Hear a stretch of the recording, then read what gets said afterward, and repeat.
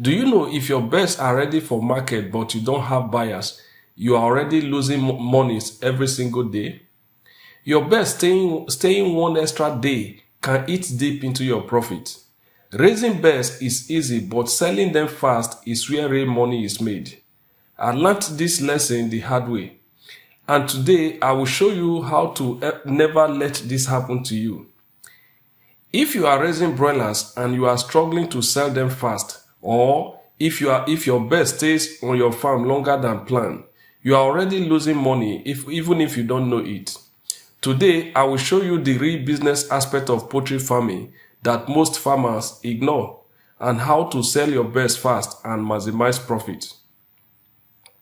The business aspect of poultry farming is the most important part of this business ventures called poultry farming.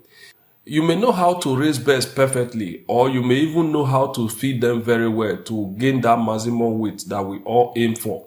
But if you don't know how to sell your birds, being it brood and sell or matured broilers, your poultry business will frustrate you. I have been there. And trust me, nothing is more painful than mature birds with no buyers. It is one thing to raise birds to maturity. It is another great thing to be able to sell them off in no time. Every extra day your bird stays on your farm, when you should have sold them off, you are already eating into your profit. This is why I will explain. Because you don't stop feeding them.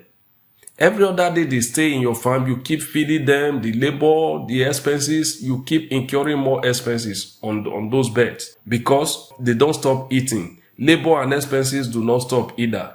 And your profit starts going down daily without your knowing. Now, how do you ensure your birds are sold off in no time? Number one, you need to start marketing early. Now, if you plan to sell your birds at week 5 or week 6, kindly start marketing from week 3. This is very, very important. Or if you plan to sell brood and sell, that is you raise your birds till like 3 weeks, sell them off and then restock and all of that, because there is a whole lot of market for that as well. If that is your area, you should start your marketing even before you stock your day-old chicks. Now, start with the contacts on your phone. This is very important, and most farmers ignore this. Look through your phone, start with the contact on your phone. You may need to post short videos of your birds on your WhatsApp status. Let people see how big and healthy your birds are. People buy with their eyes. This is very important. Don't wait until your birds are ready before looking for buyers. This is one very great mistake that most farmers make, especially beginners. This will result to disappointment. So avoid it. Now, the second thing you need to know is pricing strategy. Most farmers get wrong. When selling, especially to bulk buyers, never allow customers to select birds freely without you sorting them first. This is very, very important. Now, always sort your birds by size and assign different price tag before inviting them to come and buy them. This will help you optimize your profit. If you don't do this, customers will come pick only the biggest bird and you will end up losing money. This simple mistake has ruined so many farms, so many farmers. One thing about these market women is that they buy in bulk. Very encouraging, I can tell you. Imagine one buyer coming to buy birds of about maybe 200 in numbers, 300 as the case may be, just in one day. It's for any farmer that has such experience, it's a very good one. They can buy up to 200, like I said, or even more at a time, though at somehow lesser price than an individual will pay. Not to the extent that you will not make profit. You still will make a very good profit, even up to as high as 35-40% if you raise your birds very well. This is the smart business sense here. Now, I was discussing with a friend who is also a poultry farmer in another state, and our discussion got to the extent that we need to know, okay, how much do you sell your birds to off-takers or those market women? And I told him the amount I normally sell mine to them, though this is location dependent. He was a bit surprised. That is a bit low. And I said, yes, I know. I needed to ask myself, do I have up to 200 individuals who are ready to buy 1, 2, or even 5 chickens at a time? Even if I do, I will only raise about 100 birds so that the demand will be more than the supply. In this case, I won't find it difficult selling them off to individuals. Even if I have those 200 individuals, will they all come to the farm the same day to buy off the birds? The answer is no. Knowing that every single day that the bird spend in my farm, I am losing money. Assuming by 7 days I finish selling off everything to individuals because individuals pay more. What is the cost of feeding these birds for these 7 days compared to the profit I will make if these market women come to clear everything in just 1 day? What I do in this case, I sell to both individuals as well as them, which is the market women. I always leave out the bigger ones for the individuals because they pay more. So this is the approach that I normally use in selling my birds, and it has been working for me. It has been helping me greatly in optimizing my profit. Another thing you also need to know is the time. When should you sell? This is very, very important. If you've been following my video, you know I normally sell off my birds at day 35, that is week 5. By then, I'm already hitting 2.7, 2.8, 2.9, 3 kg. So what's the need still keeping the birds? Because the more they grow, the more feed they will consume. So I dispose them off by that day 35.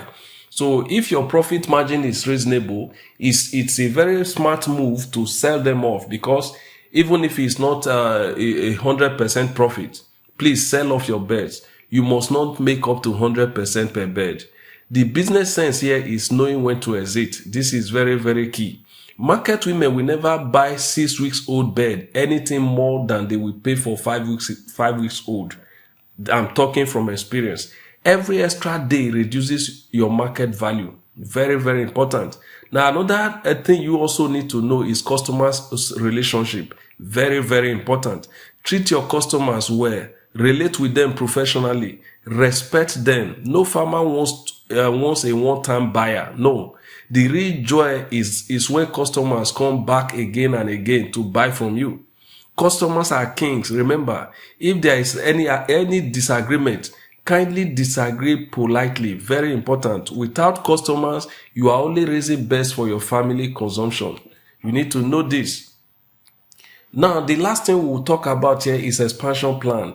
Now that the profits has started coming, what do you do with it? Do you just keep spending them, buying things you like, things you don't like, just because the money is there? No. Or do you think like a businessman? So I expect you to think like a businessman, because poultry farming is a business in itself. Do you spend everything, or do you think like a businessman? You need to set aside some percentage of your profit for expansion. Very, very important, because if you are into this business, there will always be opportunities for you to expand. You might even meet some farmers that want to sell their farms, or that want that need somebody to lease their farm to. So if you are opportune to have such this thing and you have expansion plan, you can take advantage of such opportunity and make good use of it. Now, if you can make 60% profit from 100 broilers, what happens when you raise 300, 400, or even 500 birds? Imagine the profit that you make. So that's the essence of planning for expansion. Now, remember, feed prices is not always constant. It increases at times, it decreases at times. What about day-old chicks? It's not constant either. It increases in most cases. It's always increasing. So will you say, okay, because feed prices have gone up, day-old chicks prices have gone up, you wait or you won't farm again until the prices go down? No. This is the essence of you keeping aside some money from your profit, that is, reinvest them into the farm. This is very, very important as a businessman. This is why expansion planning is key. Now, this is why spending all your profits should be discouraged. It should be that you reinvest part of the profit on your farm. I know every man should enjoy the fruit of his labor, but reserve some for growth. This advice has helped me a lot, and it can change your poultry business forever. If you find this video helpful, please like, share, and subscribe to my channel for more poultry farming tips. Remember, your poultry success starts with your business sense.